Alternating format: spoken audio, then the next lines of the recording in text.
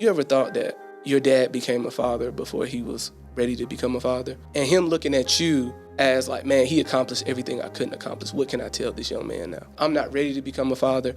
I didn't have a father. I don't know how to be a father. I don't like beating up people who are like not present or they got different situations. They never had an example of a good father. That's probably the biggest issue with like black fatherhood now. This is Caesar Walker, the cool, calm, collected one. And I'm Ronnie Gatry, the emotional one. And we are the Tipping Point Podcast, your source for the black male's perspective.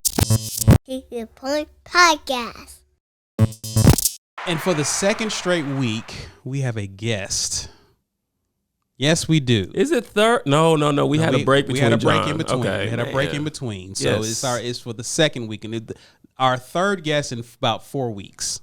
Yes. So May has been active. We're on a roll. We're on a roll here. Absolutely. So go ahead and bring in our guest, Gatry. Oh my goodness, Walker! I am so esteemed and privileged to introduce our guest for this recording.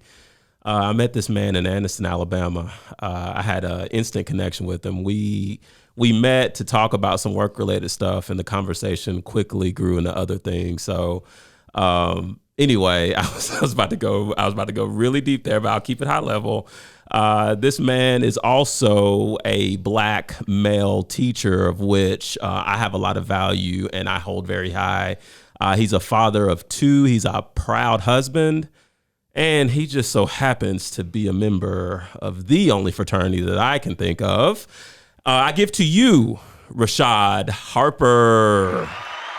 Welcome, sir. What up? Man, y'all had me in the bullpen there. I was trying to figure out when y'all was going to bring me in. I was just, we got you. Yeah, I was looking at the jargon going back and forth, and I was like, dang, it was kind of like the double dutch. I was like, dang, do I jump in? When I jump in? It wouldn't have worked because I had your mic muted. Oh, great. Hilarious.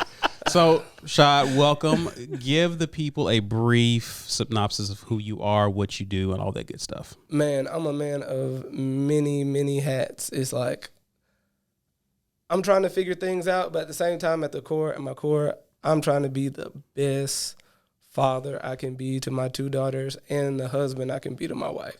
That's probably the main thing. Everything else is just, it fits in around that. And like Ronnie said, when we met, I'm also a real estate agent. So I'm a teacher, I'm a real estate agent, I'm an investor. It's just like I got my hands in a lot of things, but at my core, I am like a father first and a husband. But when me and Ronnie met at like the brokerage office in Anniston, it was a vibe. It was like an instant connection. He was actually there to help me with my marketing. Is that what I? Yeah, you were the reason behind the cowboy hat. Oh, that's right. Yeah, because you remember. I forgot. Yeah, because we talked on the phone. That's exactly. right. Yeah, Okay. yeah. So I had met him there on my planning period. So I'm actually teaching during the day. So during my planning period, I dip out and I come to the brokerage just trying to get some work done. And I meet with him and we sit in the back and man, we was just vibe. It was for about at least a good hour. Oh yeah. Yeah. Oh, yeah. I lost track of time. Yeah, we did. So like after talking about real estate business, we started talking about me being a teacher. Then we started talking about fatherhood. Then we started talking about our fathers. Then somehow we got on I was like, yeah, man, like I podcast about it sometimes. And he was like, no. And it was just like a weird vibe. And I was like, yeah.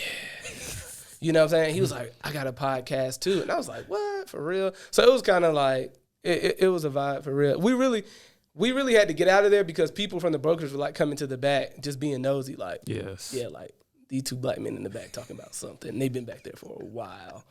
And it was just like, because every now and then we'll look up and it was just like a head to peek over the door and he'd be like, all right, bro, like obviously they own to us. But yeah, that's how I met Ronnie. And, he definitely pushes me to push my podcast, which is, something I need to get back on. But at its core, it's just pretty much talking about fatherhood. And the reason why I got into it is because as a father, we get into fatherhood, but it's just like we really don't have a blueprint. And it's like I'm going through it like day by day, and I just wanted to either reach out to somebody or somebody help me with the stuff that I'm going through every day. And it was a way of me talking to other fathers or talking to different people about their trauma with their father. Yeah. And I felt like it ultimately just like helped me be a better father, Dope. Yeah. So speaking of like, what's the biggest thing that you want to achieve through your podcast for fathers? Like, what as a person who aspires to be a father or someone who is a father, what's one of the things you want that person to take away from hearing your podcast? Honestly, I never really started it to like grow it to like a huge podcast. It was really about me learning. So like, I'm pretty sure you talked about this on the podcast, on your podcast, about your father. Yeah. And the relationship you have with your father. Right. Your relationship you have with your father is completely different than the relationship I have with my father. But I feel like our relationship with our fathers affects how we father like our kids and stuff 100%. like that. So hearing his story about like his father was like, wow, like that relationship, that dynamic that they have affects him and how he fathers. It's just like, wow, if I know that and I take that into account of how I father like my daughters, like I know what I do want them to take from me being a father and what I don't want them to take from me being a father. And ultimately, you know, I have 2 little girls. So when they grow up and they get married and stuff like that, the man that they choose to be like the father to their kids, it's kind of like they'll have a blueprint of, oh, okay, dad was this person, dad wasn't this person. So I really just started it just to learn, man. And it came from me being an alternative school teacher. When I first got into education, my major is in PE. Physical education. Okay. But it's hard. That's a hard job to find in Alabama because it's taken up by all coaches. So they put me in an alternative school setting, which was cake. I mean, it was all you do is just sit there and make sure the kids do their work. But in doing that, I kind of created like a program where it was just like, all right, we're going to do our work. I'm going to get some people to come in here. I had some frat brothers come in and talk to the the young men in there about college and different things like that. It was something I really grew. I really liked it. Only reason why I didn't stay in it because my major was in physical education. I eventually wanted to get in the gym and coaching and stuff like that. But in the alternative school setting, I learned about, man, some of these boys, the reason why they're acting out is because, like, man, they don't have a father or they have a bad experience with their father or, man, just some of the stories I would hear, it was just like, dog, like, I didn't experience any of that because my dad was like the GOAT. Yeah. You know, and it was just like all these different dynamics and how these people are affected, even women too. Like the girls would talk and it was just like, oh man, like I don't have no father. My father's not there. Or my father treats my mom this type of way. And it's just like it affects how they handle men or how they handle like their relationships moving forward. So it just really made me think, I was like, man, I have all these thoughts about like fatherhood, me trying to be the best father. Like what if I like podcast this? Also, it also made me think like, as high as I hold my father and what he did for us, the sacrifices he made for us, I'm one of 5 children. One thing that pushes me to continue my podcast is I eventually want to get him on the podcast. And I feel like it'll be super dope, like, for that to live in infamy and me to have that sit-down conversation with, like, my father. And just, like, he raised all 5 of us, and I'm trying to figure it out with my 2 daughters. And I'm just really just, like, it's like a heart-to-heart father-to-father conversation. He telling me about how hard it was coming up or like the knucklehead I was, you know, raising me and stuff like that and seeing the man I've become. And I just like, man, like long after he's gone or something like that, I want to be able to look at that and be like, man, this is my relationship with my father. I actually get emotional talking about it sometimes. But that's one thing I eventually want to get him on the podcast for. Oh, yeah. That is dope. Yeah, if you get emotional, you're on the right side of the table. Yeah, 100%. Yeah, let me trade me. Rashaad, one thing I want to say, man. Number one, I love your podcast. We've talked about it before, just like, you know, our viewpoints on fatherhood. But I really have to shout you out because you do this podcast solo. And I told you that once I heard it, and you can't compare it with anything, but that is so difficult. And when I come across solo podcasters, I'm just like, you have so much respect from me just because I could not imagine. Could you imagine me solo? Yeah, I could actually. Yes, we think about it often. With all 3 of my listeners, all of which are related to me, probably. But me and Black would be 2 of them.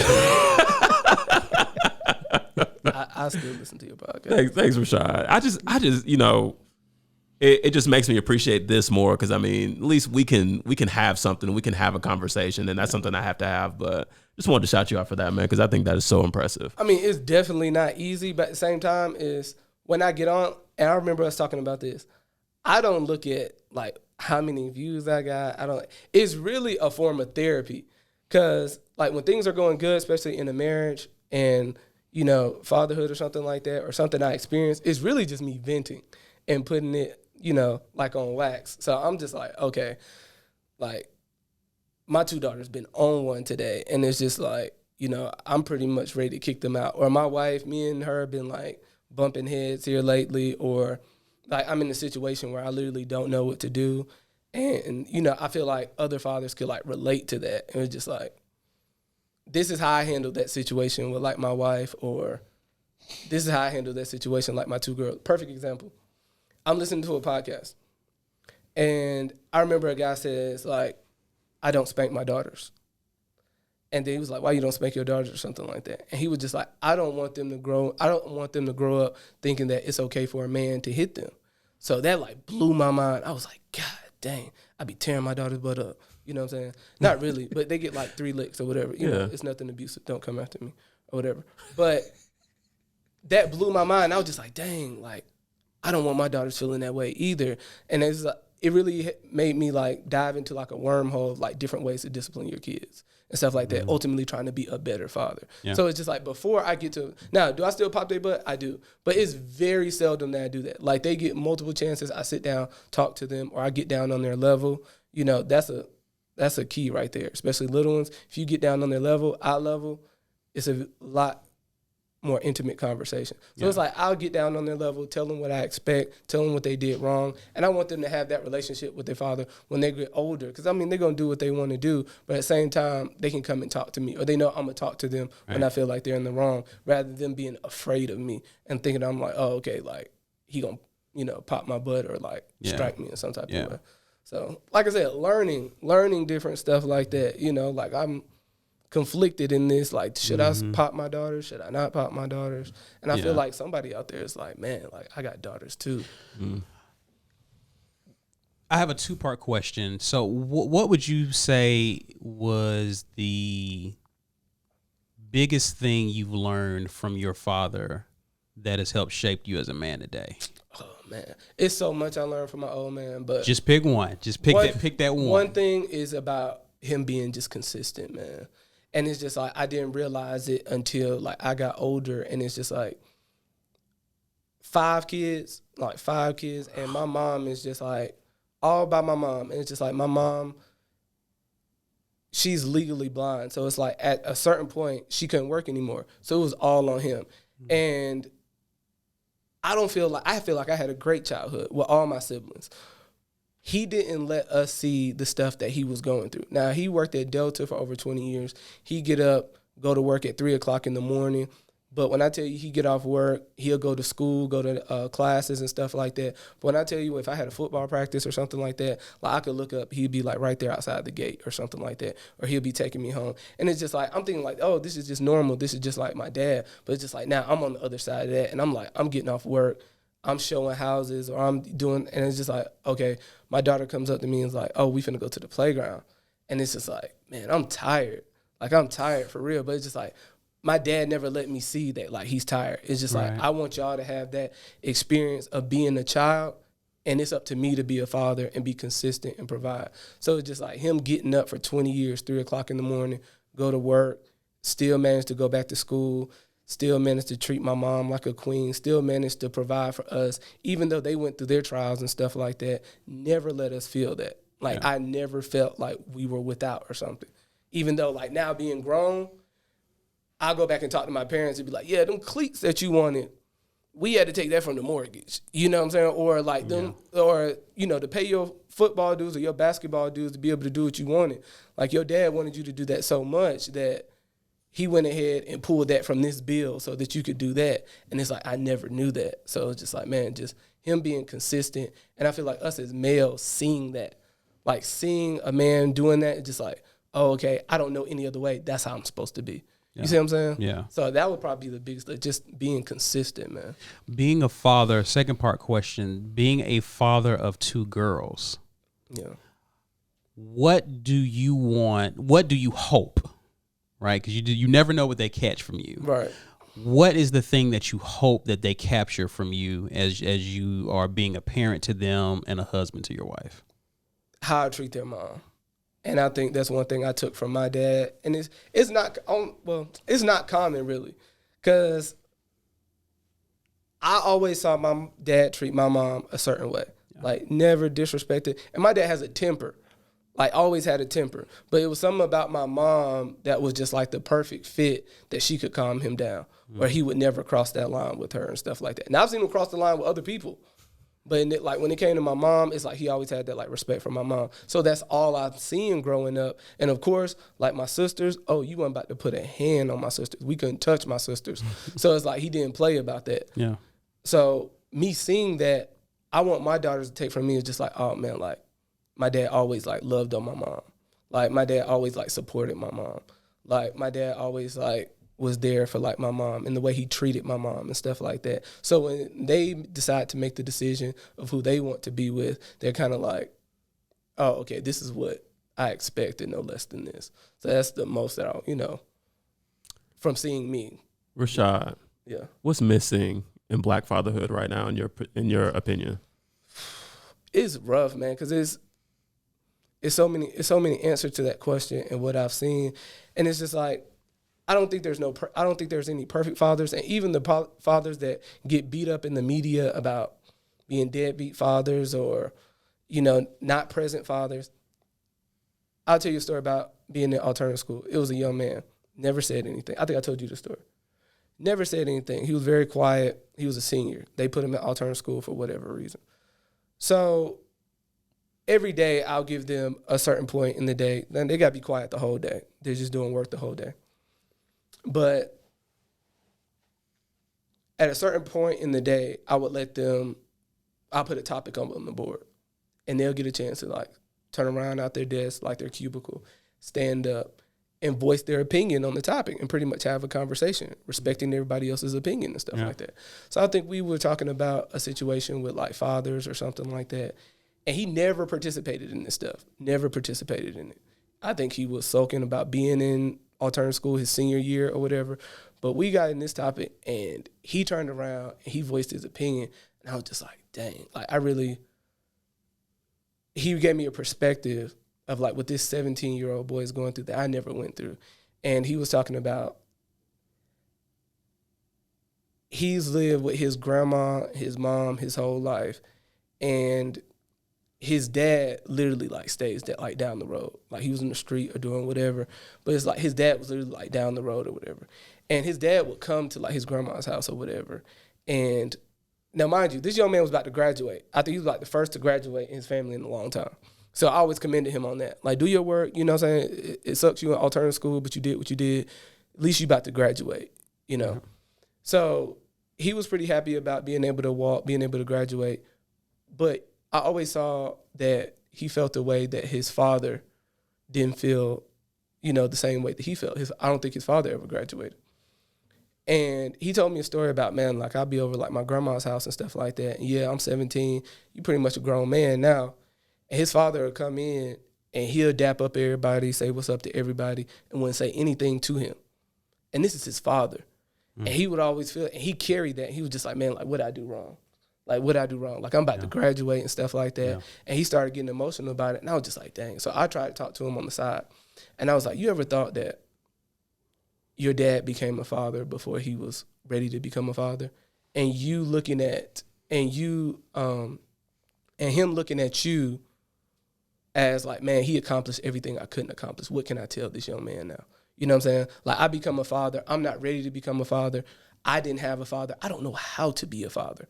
I couldn't, like, we just don't, if you didn't have a father like I did, you just don't automatically know how to become a father. Right. So I would tell him, like, I wouldn't say cut him some slack, but kind of put yourself in his shoes. And he kind of understood what I said, but I don't like beating up people who are, like, not present or they got different situations, because I feel like they never had an example of a good father. And I feel like that's probably the biggest issue with like Black fatherhood now. It's just like, man, like can you expect me to be something I've never seen? Like my mama raised me, you know what I'm saying? Or like my grandma raised me. And all of a sudden I get with this woman, yeah, I can procreate, But at the same time, it's like, oh, okay, you want me to be present. You want me to do this. You want me to do this. I've never seen that. I have no blueprint of that. Right. You see what I'm saying? So, and I think another way to look at that too is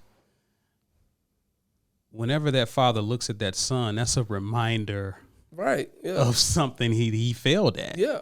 Or is failing at. Yeah. You know what I mean? So that can be tough for a man to have to deal with and face. Right. Because, you know, and I, you know, shout out to my pastor. He said this and it just sticks with me. People have issues in life, even though it affects you, it's totally unrelated to you. Right. You didn't cause that. Even though you're feeling the brunt of it, right. That's something that person is dealing with. And right. So, yeah, that's good that, you know, society kind of trains us to beat up on fathers or not that aren't active or not present in their child's lives. But at the end of the day, there are people with issues. And again, we're just starting to uncover, you know, mental health issues and things of that nature. Now that's becoming a hot topic now, especially within our community. But you got to think how many decades and generations of this that we've been dealing with. Well, I don't think it's an excuse. Now, it's not. I still think a father should be a father. Like, I mean, if you brought this child or you helped create this child, I feel like you should definitely be a father. For sure. But at the same time, I do feel like, okay, I feel like saying cutting them some slack is the wrong, for lack of a better term. But I definitely feel like we should show a little bit more empathy towards these people because they're figuring it out. And it's like us as men, we don't figure stuff out until like we're older anyway. Right. So you talking about you making kids when you 18, 19, 20 years old. Yeah. Sometimes that prefrontal cortex doesn't fully develop till like late 30s. True. You know. I couldn't imagine having a child at 18. Yeah. Right, man. No, that wouldn't be fair to that kid. Not if it came from me. Yeah, I can imagine. But if you go off and live your life though, and you leave this kid to be raised by like the mom and stuff like that, and then let's just say you hit 28, 29, and it's like you've had all these experiences in life and stuff like that, and you're like, okay, I'm ready to settle down and have a family. You still got this little boy over here who you had at 18 who been having to fend for himself, who doesn't have a positive image of a father. What type of father do you think he's going to be? You see what I'm saying? Facts. But at the same time, I feel like it's not an excuse, and it's kind of like the story of like the two siblings who had the alcoholic father. You see what I'm saying? One of them was like, he used it as an excuse, like, oh, my father was an alcoholic, I'm going to be an alcoholic. And the other one was just like, I saw my father become an alcoholic, and I saw what it did to him. I'm not going to be that person. Right. You see what I'm saying? So it's like you can either break the chain, which I feel like is difficult, or you could just use the excuse was like, I ain't had no father, or, you know, my father was abusive or whatever. Well, Rashaad, one of the things I think is so valuable about your podcast in terms of your creative direction and, you know, just be like a venting session. Yeah.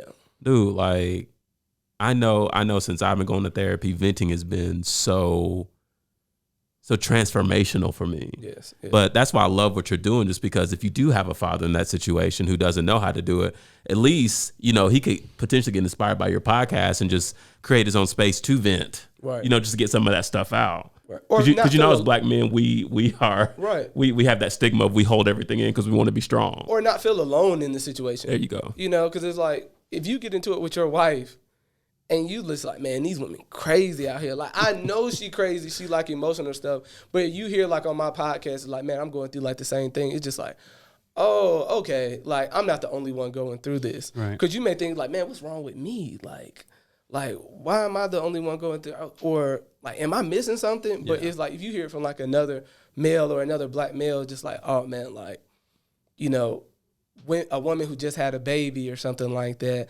postpartum or something like that, or, you know, her being emotional around a certain time, and it's just like, it kind of gives you like, oh, okay, somebody's going through this or dealing with this, you know, with me. And that was kind of like the basis of me like creating the podcast. Because I actually went looking for like podcasts. It was like, when I first got married, man, my wife brought me to tears one time, and I'm not a crier. And I was just like, oh, man, like, this is a vulnerable moment. And we had gotten to it, and I was just like, man, like, I remember breaking down, and I don't know, something about her. She came over there. She apologized, and, you know, we apologized. We consoled each other. But I was like, man, this is marriage, bro. Like, because I was like, man, she done brought me to tears. I felt some type of way. I was like, man, I done cried in front of her and stuff like that. But in that moment, like, if I would have, like, podcast, this was, like, early in my marriage. If I would have, like, podcast about that, or if I would have heard somebody else talking about that, I would have felt better about, oh, okay, I'm not the only one going through this. And I think that's why I looked on like Apple Podcasts, like, man, you see 10,000 motherhood podcasts or talking about motherhood or being a wife. But when it comes to like being a father, it's just like nothing. So I was like, man. It supports the stigma though. Yeah. That men just aren't talking about it. Yeah. Yeah. And are y'all familiar with Jordan B. Peterson? Not familiar with him? Black is. Jordan B. Peterson he's been considered like he's a clinical psychologist, YouTube personality. Red pill? White guy? White guy. Older white guy? Yes. Yeah, I know who you're talking From about. Canada. Yeah, from Canada. Yeah. So not red pill. He has a lot of people in the manosphere reference him a lot though. Oh, okay. And he makes a lot of good points about fatherhood. Mm-hmm. And he talked about some of the things that will help to being a good father. I want to run them by the dads in here just to get you guys perspective from your and kind of lean into your experiences as it pertains to some of the points that he makes. I like this. And so he talks about the proper role, and you kind of already talked about it. You alluded to it a little bit earlier, Rashaad, but I'll revisit it. He says the proper role of a father is to discipline, but also encourage. And he says a father should impose the highest standards of behavior onto their child, always judging with the aim in making the best version of that child come forward. Okay? Yeah. Now, the balance of this is difficult because you can be too judgmental or too strict. But you want to be an encouraging force. In other words, you encourage by pointing out the good in that person while trying to guide them away from the negative aspects. What do y'all think about that balance in parenting when you're trying to discipline your child or you see them veering off in the wrong path? What do you make of that statement by Jordan B. Peterson? You want to go first? You're the guest, so you go first. I'm like, you go. I'm boiling over here, but I'm gonna be respectful. Okay. Well, being an educator, one thing we're like trained on, and I just wanted to say this first before I get into like my point. I agree with what he's saying on that, but one thing they want us to do when we're disciplining like the kids, it's called like 3-to-1. 3-to-1. Explain that. 3-to-1. So it's kind of like as much as you discipline them, encourage them or uplift them like 3 times as much as that. You see what I'm saying? Gotcha. So it's just like no kid wants to come into the gym and it's just like I'm looking for something wrong. So I'm like, oh, nope. Up, pull your pants up, go to the wall. Oh, no, because they're going to be like, man, I don't even want to go in there because he's going to find something every time I go in there. But if every time he come in there, be like, oh, that boy got a new haircut. I see you. You know what I'm saying? Or I heard you been good in so-and-so class. I heard you pass your math exam and stuff like that. Good job. So-and-so teacher told me about it. She said you was very helpful and stuff like that. I just want to be like, it put a smile on the kid's face. But at the same time, when I come down on him, it holds a little bit more weight because it's like, oh, okay, he does care about me. Right. So it's just like, just as much as I criticize him, it's just like, I need to be uplifting them or encouraging them 3 times as much as that and trying to build a relationship. So I do agree with them in that aspect. And on the flip side of the coin, y'all seen the movie Fences? Yes. Oh, my goodness. I haven't. I haven't. You got to see it. And it takes me back to the scene with Denzel Washington when he's like standing in front of his son. And his son was just like, man, you don't like me or something like that. And he's just like, it's not my job to like you. You know what I'm saying? It's just like, it's my job to like provide for you, make sure you got a roof over your head, make sure you do what I tell you to do and stuff like that. And in doing that, you better do exactly what I tell you to do while you under my roof. You see what I'm saying? Mm-hmm. And I feel like that's the consistency I got from like my father. Now, at the same time, my father would still come on the edge of my bed after, getting on to me about something, punching me about something, and he would break down to me why he did what he did. And I feel like that was just different from anybody else. Yeah, so it's just like, he'll go off on me about something I did wrong. And like I said, he has a temper now. But my mom was always there to like kind of, he got better with it with age. But he would come later on that night, sit on the edge of the bed and be like, okay, listen, I want to kind of using the 3-to-1. Like, I want to let you know, like, nobody's going to love you more than I love you. And this is why I did that. You know what I'm saying? Because you're going to be a man one day. You're going to have to deal with this. You're going to have the discipline to do this. You can't be out here doing this thing, put yourself in that situation. And it kind of was just like, all right, he just told my butt up. But at the same time, he's right. Yeah. You know, so it's kind of like that 3-to-1. But I'm going to cue you up, Gatry. I'm going to cue you up. But before we get to you, do you think the fences model works today? Good question. No, I don't. Because even though he was a father that provided, you know, for like his son and stuff like that, you could tell that he was going through some trauma. Yeah. And, you know, before, you know, he got with his wife or whatever, you didn't see the movie. I've seen clips. I have not seen the movie yet. Yeah, but you remember when he was talking about, like, he had past trauma from his failures and stuff like that. You can spoil it for me. It's okay. Oh, my bad. No, it's only been out 6 years. I said you can spoil it for me. But it's just like, I didn't see the play and everything. So it was just like his failures in his baseball career, his dealings with, like, racism and segregation and all that stuff, it kind of made him like numb to like calloused. Like the family life. So it was just like, my only job is to like go out, make this minimum wage to make sure I take care of this woman and this child I brought into this world. And that's my only job. Don't ask me to do anything else.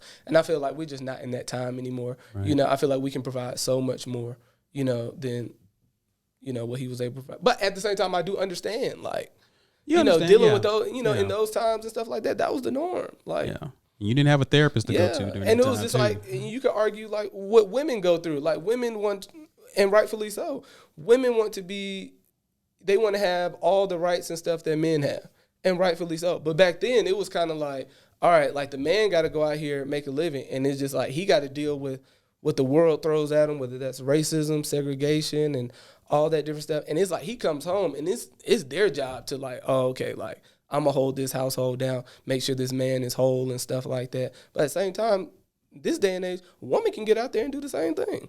Yeah. So, you know, it's just a different time. I don't feel like. Gotcha. Gatry, talk about the balance in terms of providing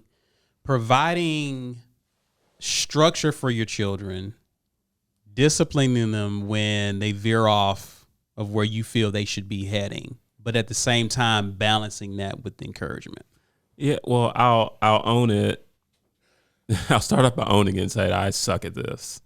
I tend to yield to both extremes. When either my sons do something great, they're not going to have a bigger or a louder cheerleader than me. But when they slip up, no one's going to be more harsh or critical on them than me.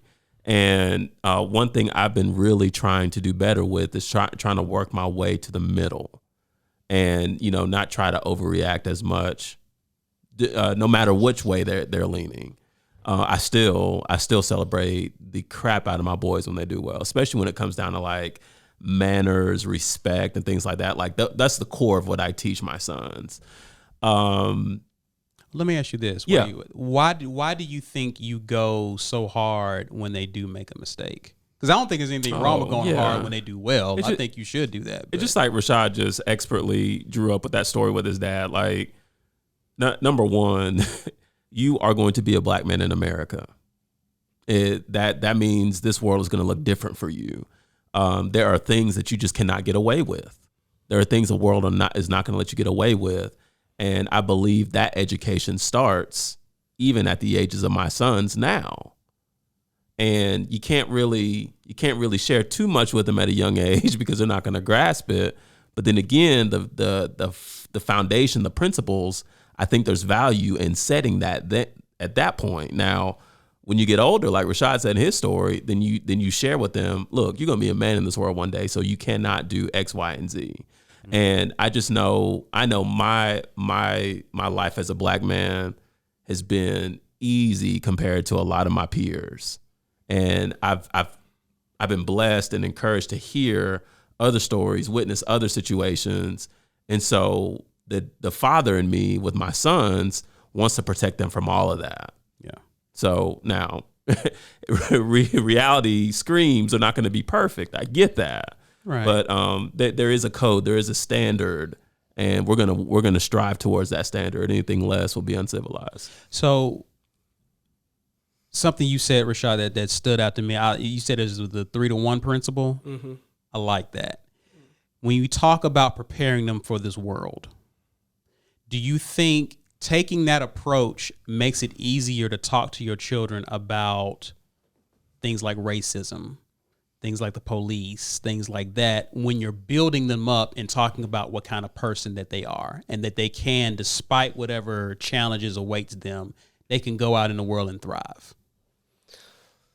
Well, I really feel like that starts at a young age, like at a super young age. And I really feel like that starts from like exposure and like what they see from me and their mother. Mm-hmm. Like when it comes to like just how to move out here in this world, or like what we tolerate and what we don't tolerate. Like my wife, I mean, she gonna ride for my girls no matter what. Like she's not about to take no type of, at school, anywhere.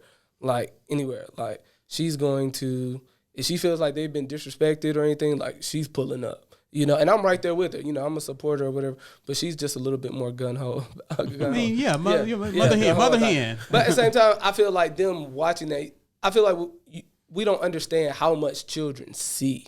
Oh, and it's just like, preach. See me do, and it's just like, see like what their mother does. And sometimes it doesn't even click. It didn't click for me until I got older or I had my own family. And I was just like, dang, like, the reason why I get up early at 4 o'clock in the morning, take care of what I need to take care of, I saw my dad get up at 3 o'clock in the morning, like every day or something like that. Like if I'm working out, my daughters see me working out, they want to work out. So I feel like when it comes to like dealing with stuff in the world, like racism, segregation and stuff like that, I feel like if they see how me and my wife handle it, then they'll kind of like, oh, okay, we tolerate that or we don't tolerate that. And that's one thing I do recall seeing my dad handle different things. Like, man, he's a man's man. It was just like different things would happen, and he would just be straightforward with grown men. Like, no, we're not doing this. Or no, you know, that's not what we do here. Or grown men really didn't come in our household. It was kind of like, I don't know. He was like that type of protector. Not like he didn't want us to. It's just like he didn't really have friends that come around and hang around our family like that, just sit around and hang. You know how some people just come and just chill the whole day, like families. He wasn't big on that. To that point, I'm not big on that. Like, I didn't kick my friends out of my house. Where it's just like, all right, man, you done been here like 2 hours or something like that. Like, you got to go. Or it's just like, or if I see like, all right, my wife come in there, we watching the game or something like that, and she like, all right, I'm finna get the girls ready for bed, or I'm about to take a shower. I'm like, oh, that's a cue for you to go. You know, and it's just like, I mean, I love you, but at the same time, I learned that from like my father. So when it comes, you know, to answer your question, when it comes to like matters like that, I think the best teacher is seeing how we handle those things. And as they get older, I can explain to you why we did that, why you didn't go to that school, or why mommy handled that situation the way she did, or why I handled that situation the way I did, because it's different out here for us. Gotcha. And this is why, you know, and this is the way to handle it, or this is the way not to handle it. Great. I love that answer. I want to talk to you about both of you, about what's best for your kids. This seems to be something that a lot of parents struggle with and I'm already feeling it from Gat already. Yeah. I've been on this, Rashaad. Like, I've been on this. I don't know where you're going with it, but I'm anxious to find out. So another thing that I heard in a video that I heard Jordan Peterson talk about is, and I thought it was so dope how he brought this parallel out, but oftentimes parents want what they think is best for the child is what they think, not necessarily what the child wants. Right. And one of the things he talked about was you don't want to impose your selfish ambitions onto your child. Right. You want to raise them up in such a way where they're going to grow up and be of use and of benefit to the world. Right. Whatever their gifts, whatever their talents are, they're going to use that to affect and change the world in a certain kind of way. And it may not be in the way that you think they should. It may not make as much money as you think they should, but the impact of what they're to be. And he he drew a parallel. I don't know if what your spiritual disposition is, if you're Christian or whatever, but he drew the parallel to Abraham and Isaac. And Abraham was asked to sacrifice his son for the greater good, right? But Abraham wanted his son for himself, right? Right. But the idea was, for the benefit of the world, I have to give up my son. And that's the parallel that parents should have, not to keep them so close to them. You know, they got to protect their kids, obviously, but the end result is that when they become of age, they're free and released to go into the world and be special. What are your thoughts on your personal goals for your children versus who they desire and want to be? Is that a struggle, or is that something that you and your wives have talked about? Am I going first? You go first. Okay. You go first. Yeah, I'm interested because you have two boys, right? Right. Yeah, I have two girls, so Yeah. it's like I feel like it's a little bit different. So it's like I said before. What I stress to my boys has a lot to do with like code of conduct, character, respect, manners, things like that.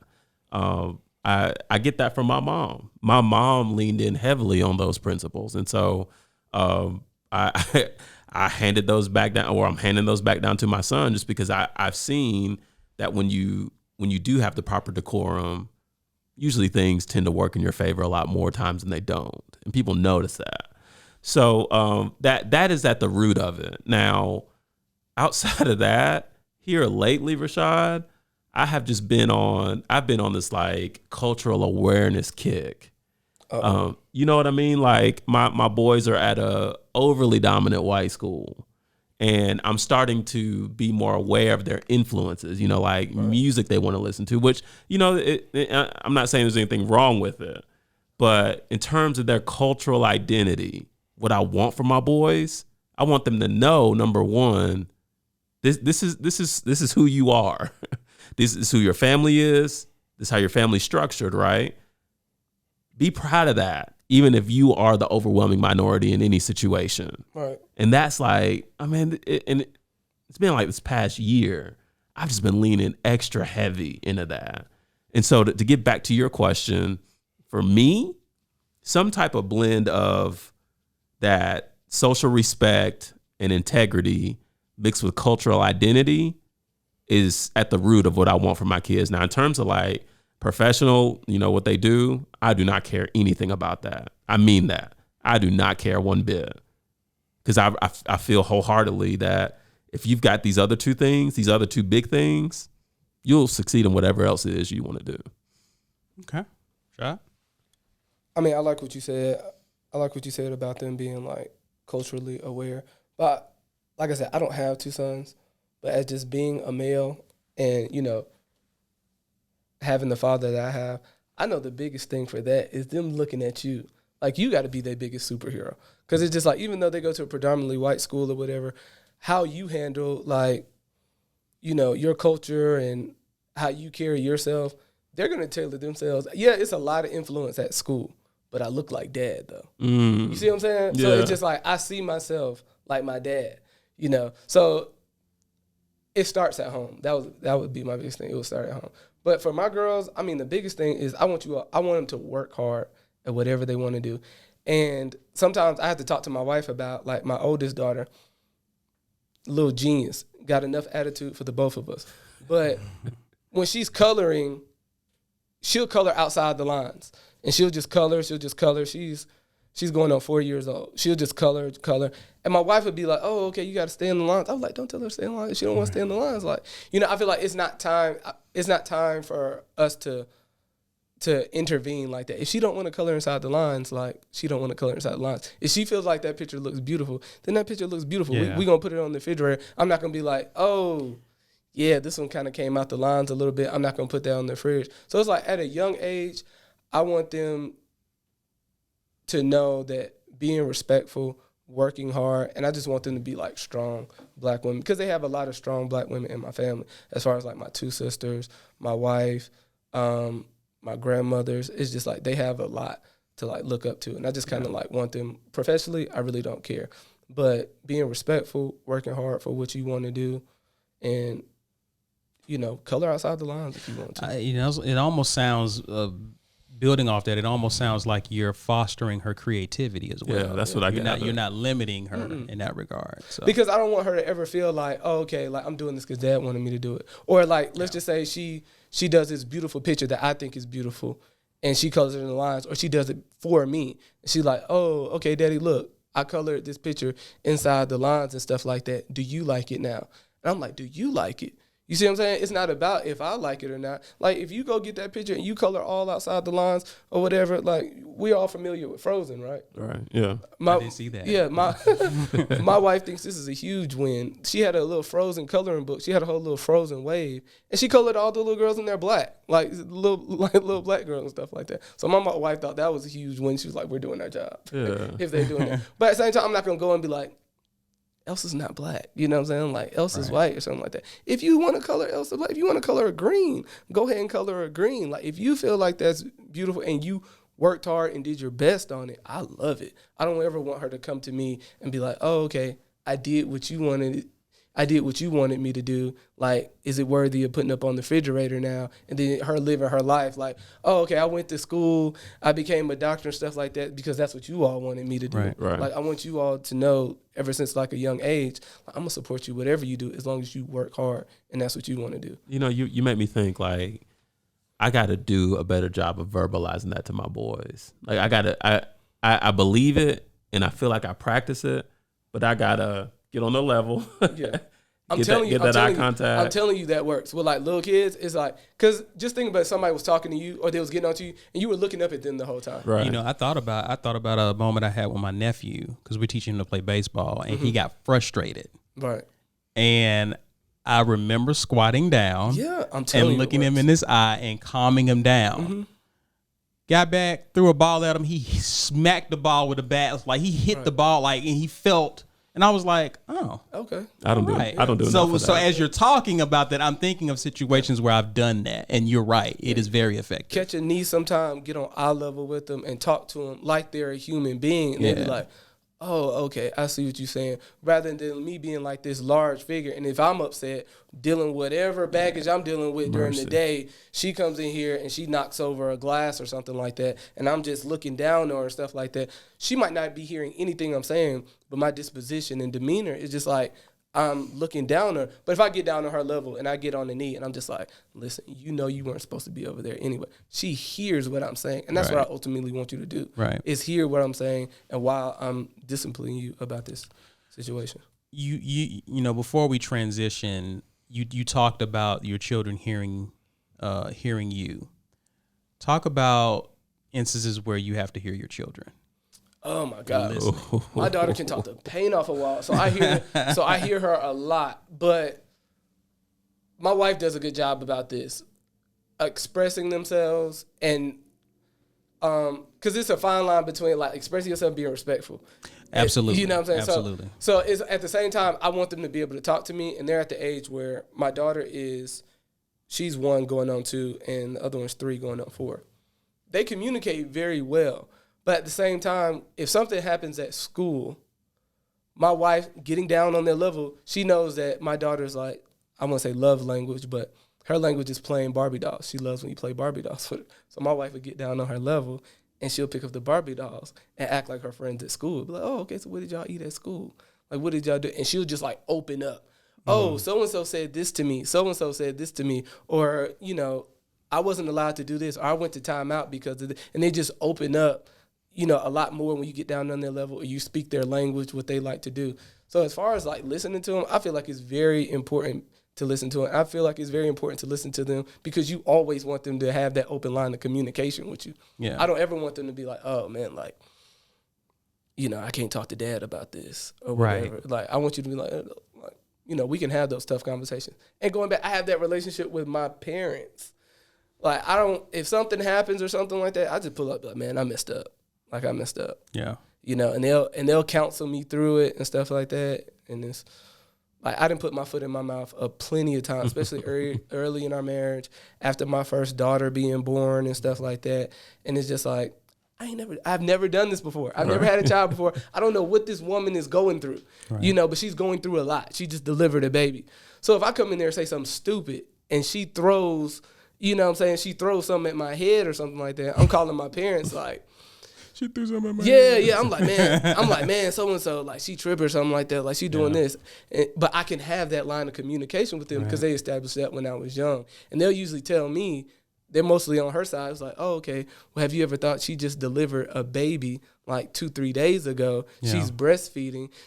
Her body's going through all these, hormones and stuff like that. And you come in here and ask her something dumb like that. I'm like, you're probably right. You're probably right. But that starts with like having that open line of communication. So to answer your question, I feel like it's very important. Even if they just talking about nothing, let them talk. Yeah. One thing, if I could answer this, I got to give my wife so much credit for this because one of the things I'm starting to realize is that she and YG, my oldest son, communicate in similar ways.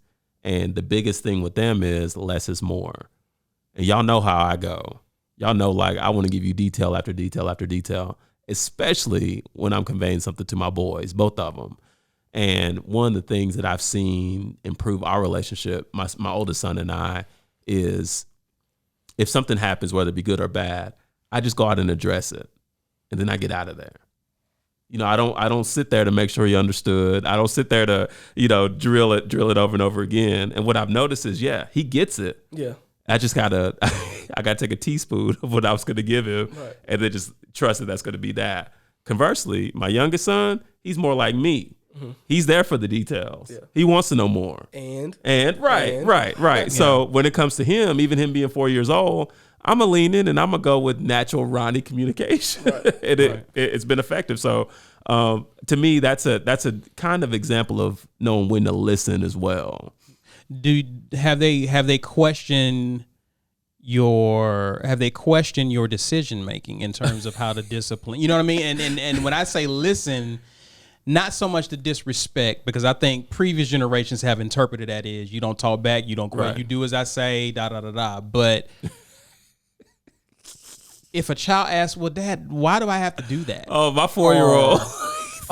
My daughter's bad about that. Because it's like, maybe it's a sick joke, but I threaten to pop her butt all the time. I call it butt pop. I was like, all right, if you don't go clean your room, you're going to get your butt pop or something like that. Mm-hmm. And she uses her grandmother's as like defense mechanism. She'll go tell them, it's like, Daddy gonna pop my, or she'll pull my mom to the side. She's very sneaky. She's very smart. She's a little genius now. She's been here before. But she know how to work the system. Yeah. So she'll tell my mom, not my mom, but that's the problem solver. Right there. She'll tell my wife when I'm not there and stuff like that. They'll be going out, have a good day. They'll go get ice cream, play on the playground and stuff like that. Vibes just good and stuff like that. They'll be riding in the car. And she'll just tell my wife, she's just like, I don't like it when Daddy pops my butt. And then she'd be like, where'd that come from? She's like, I don't like it when Daddy pops my, and it's kind of like, and you don't do anything about it. You know what I'm saying? Like, you just let him pop my butt. And my wife would tell me, I'm just like, man, that child is just, or she'll tell you, like, we'll be having a moment. I get down on her level. We hug it out and stuff like that. I'm thinking, oh, she's like, I love you, Dad. I love you too. I'm just like, I don't like it when you pop my butt. I'm just like, okay, I got you. You know, butter you up, bro. So it's just like, or she'll go tell my mom and stuff like that, and my mom is just like, you know, how grandparents, it's like they don't raise them the way they raised you. It's just like all of a sudden, no corporal punishment at all, and you told my behind up, and she tells my daughter that she's gonna get me or she's gonna put me in timeout. So now my daughter goes around my house telling her, I'm gonna tell Coco, and she gonna put you in timeout. So I'm like, all right, little girl, get on my face. You know what I'm saying? Well, listen, this is I've enjoyed this mashup. I don't think you said the name of your podcast.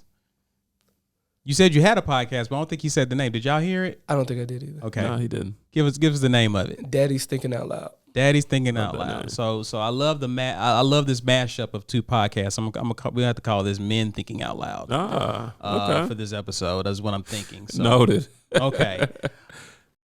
So when can we expect a new episode to be released? Can we have an actual date? Okay. You had to say date like that. But well, I mean, he wants accountability, right? The pressure is on. I will admit, I have been lacking with posting content or creating content in regards to my podcast. I am going to do better about that. It's just time restraints. Like I told you, I am a full-time teacher, a full-time dad, a full-time husband, and a full-time real estate agent. So it leaves very little time. At the same time, that is no excuse. Like, if it's important to me, I'll find time for it. Is this a passion project for you? It is, but I told you, like, in the beginning of it, it's just like, at no point in time do I record and I'm just like, oh, okay, like, I'm looking at the views or something like that. It's kind of like if an event, like, I feel like this was a dope event, sitting down with you all and speaking with you all. Like, I'll vent about this event. I feel like that's the only way that you can have, like, a solo podcast. Because it's like, I'm not having a conversation with anyone. I'm talking about a personal experience. So it's just like, usually when a personal experience happens, then I'll podcast about that. I can't promise that it's going to be like every Thursday night, like, you're going to hear it. Because it's like, hey, to me, nothing interesting probably happened. But if it's just like, hey, like, my daughter got in a fight at school today, this is how I handled it. I don't know if I handled it the best. Like, I went to the school, knocked the little boy down. Probably not the best way to handle it. Yeah. You know, I'll probably podcast about that, but I'm definitely going to be better. I think we gave you some motivation for your next upcoming episode, so, you know. Yeah. That's the thing, Rashaad. So no answer, you okay. Can go, dude. That's the thing. I don't want to disappoint anybody, but what's today, Friday? Yeah, I can't give you a definite day. Next week. No. I'm gonna give you an easy one. Will we have another episode before the close of this calendar year? Yes. Okay. Boom. I had to think about how many days left. That was a delay there. That was like, well, I had to think about, like, what's today's date. So I still got time. Rashaad, do us a favor and plug whatever you want to plug, man. How can people locate you, find your podcast, the whole nine? I'm still working on being consistent on all platforms, but if you want to follow me on social media, the best thing, of course, I'm Rashaad Harper on Facebook. That's 2 A's, right? Yes, RASHAAD. R_Harper9 on Instagram, and of course, you can follow me on, like, anywhere you listen to podcasts under Daddy's Thinking Out Loud. So that's pretty much. That's not your Instagram. What is my Instagram? You got the 06 on there. If you don't represent right, it was 9 at one point in time. I changed it. It's R Harper 06. I told you I'm working on being consistent on all platforms. He did leave with that. Hey, but one thing I do want you all to do, like, if you have any ideas for, like, and I'm speaking not just to fathers out there, but women too. Like, if you have any ideas about a situation that happened that pretty much changed the way you live your life, and it's related to, like, 'cause I feel like the way all of us live our lives stems somewhat from our father. Yeah. Like, whether you had a father, a bad father, a good father, that trauma is with you. So if you have any ideas, please hit me up. And Ronnie is right. It's our. I mean, I don't stalk you on IG or nothing like that. Listen, it was at one point in time. R_Harper9. Just R John Owens. Just everybody. R_Harper 06. Shout out to the good bros, man. And if you're not sure, just contact Gatry. Yes. I'll give you everything you need to know about Brother Harper right here. Dropped the I'm gonna give you some. I'm gonna drop you some ideas. Oh yeah. Because I got you. I can go. And I'm, like I said, my podcast is to learn. Whether if you're a great father and this worked out for you, kind of like the whole getting on their level thing, you know, or you just like, man, my father was horrible and he did this. I'm like, okay, I'll make sure I watch out for that. Right. You know what I'm saying? Because I want to be the best husband, the best father I can be. You know. Keep Your Point Podcast.